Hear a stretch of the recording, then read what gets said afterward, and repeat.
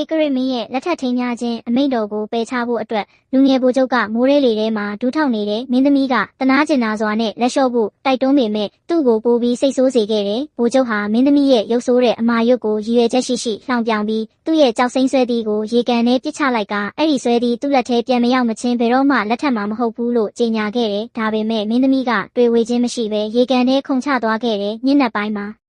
ဗိုလ်ချုပ်ဟာရင်ဘတ်ထဲကနာကျင်မှုတစ်ခုကြောင့်ရုတ်တရက်နိုးလာတယ်။သူ့ပြတင်းပေါက်ကိုခောက်တန်ကြတော့သူ့ကြောက်စိမ့်ဆွဲသီးကိုကင်ပြီးရောက်လာတဲ့သူကမင်းသမီးပဲဖြစ်နေတယ်။မင်းသမီးကသူ့ကိုဂရိတီဖို့တတိပေးပြီးထွက်ခွာသွားခဲ့တယ်။ဗိုလ်ချုပ်ဟာသူ့ရဲ့မယိုင်မလဲတဲ့အချစ်ကိုပထမဆုံးအကြိမ်ခံစားမိသွားတယ်။ဒါပေမဲ့သူ့ရင်ဘတ်ထဲမှာခုန်နေတဲ့သူအတွက်ကြောင့်သာမင်းသမီးဒီလိုလုပ်နေတယ်ဆိုတာကိုဗိုလ်ချုပ်ကနည်းနည်းလေးမှမသိခဲ့ဘူး။တကယ်တော့မင်းသမီးကိုရန်သူနိုင်ငံစီဒစခန်အဖြစ်10 နှစ်ကြာပို့ထားခဲ့ရတာပါသူပြန်လာရမယ့်နေ့မှာချစ်ရတဲ့ဝင်ကြီးချုပ်ကသူ့ကိုအိမ်ပြန်ခေါ်ဖို့လာခဲ့ပေမဲ့သူမကိုကာကွယ်ရင်းလမ်းမှာအသက်ခံခဲ့ရတယ်အဲ့ဒီအချိန်ကစပြီးမင်းသမီးဟာဝမ်းနည်းပူဆွေးမှုတွေနဲ့နေခဲ့ရတယ်ဗိုလ်ချုပ်နဲ့လက်ထပ်ရမယ်ဆိုတဲ့အမိန့်ကိုတီးလိုက်ရတဲ့နေ့မှာတော့သူ့အတွက်နေထိုင်ဖို့ရည်ရွယ်ချက်အသစ်တစ်ခုကိုရှာတွေ့ခဲ့တယ်ဗိုလ်ချုပ်ဟာတစ်ချိန်ကပြင်းထန်တဲ့နှလုံးရောဂါကိုခံစားခဲ့ရပြီးနှလုံးအစားထိုးကုသမှုခံယူခဲ့ရသူပါအရေးအကြီးဆုံးကတော့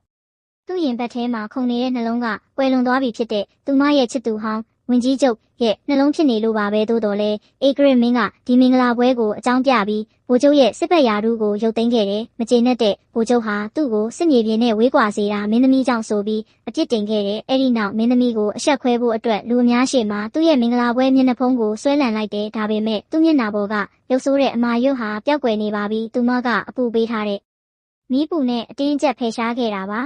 ဗိုလ်ချုပ်ကတော့အပြောင်းလဲမရှိဘဲခံစားချက်မဲ့နေသေးပါသူကအဝင်ဝကကြောက်ချင်သေးရုံနှစ်ခုကိုလက်ညှိုးထိုးပြီးသူ့ရဲ့မိဘမဲ့ဘဝကနေငွေစားမိဘတွေဖြစ်ကြောင်းပြောခဲ့ပါတယ်သူ့ကိုလက်ထပ်ချင်ရင်အရင်ဆုံးဒီကြောက်ချင်သေးတွေကိုရိုသေလေးစားစွာဥညွှတ်ရမယ်လို့ဆိုတဲ့ဧည့်သည်အားလုံးကသူ့ရဲ့ရက်စက်မှုကိုဝေဖန်ကြပေမဲ့မင်းသမီးကရှေ့တိုးလာပြီးအမြင့်ဆုံးလေးစားမှုနဲ့ကြောက်ချင်သေးတွေရှေ့မှာဒူးထောက်လိုက်တဲ့အဲဒီနောက်ကျေနပ်ပြီလားလို့မေးခဲ့တယ်ဗိုလ်ချုပ်ကဒေါသတကြီးထွက်သွားခဲ့တယ်သူဟာမင်္ဂလာပွဲအခမ်းအနားကိုအေးတီအေးဆက်ပြီးဆုံးအောင်လုပ်ခဲ့ပြီးနောက်ဆုံးအယိုအသေးပြုတဲ့အချိန်မှာတော့သူမကိုလှည့်ကြည့်ဖို့ငင်းဆန်ခဲ့တဲ့ရုတ်တရက်မျိုးသမီးတဦးကဓာတ်တစ်ချောင်းနဲ့ပြေးဝင်လာတယ်။သူမဟာဝင်ကြီးချုပ်ရဲ့ညီမဖြစ်တယ်လို့ဗိုလ်ချုပ်ရဲ့ရခင်ဆေးဆက်ထားသူလည်းဖြစ်ပါတယ်။ဗိုလ်ချုပ်ရဲ့တစ္ဆာဖောက်မှုကြောင့်ဒေါသထွက်ပြီးသူ့နှလုံးကိုဓာတ်နဲ့ထိုးဖို့ရွယ်လိုက်တဲ့မင်းသမီးဟာအလျင်အမြန်သူ့ရှေ့ကိုခုန်ချကာဓာတ်ချက်ကိုခံယူလိုက်ပြီးသတိမေ့သွားခဲ့တယ်။